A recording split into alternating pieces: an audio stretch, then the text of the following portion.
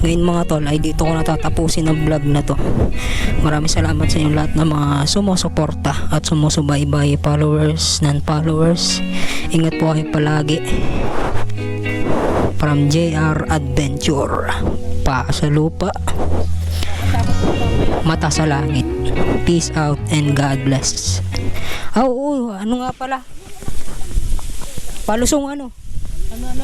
Palusong ang pababa. Lakas ang hangin. Ang ganda dito.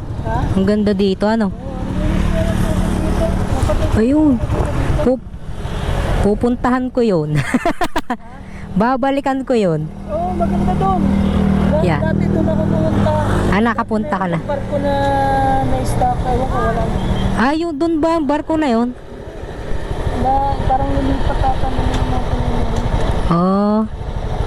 magiging parang malalim na bakal na isdaan. Maraming isda din. Ba?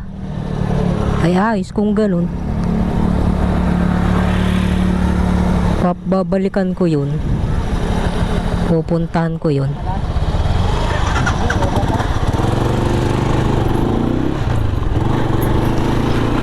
Okay, pauwi na kami mga tol. Ang ganda rito mga tol. Sunod kong content dito uli. Yung banda ron.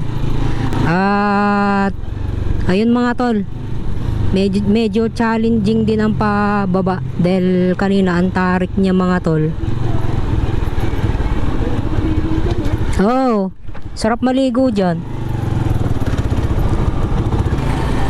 Medyo challenging mga tol ang pababa dahil paahon, dahil merong sobrang likong-liko mga tol kanina. Buti wala akong kasalubong. At dito ko na din tatapusin mga tol ang vlog na to. Maraming salamat sa inyong pagsama. Hanggang sa susunod na pagkikita. From JR Adventure, paa sa lupa, mata sa langit. Peace out and God bless.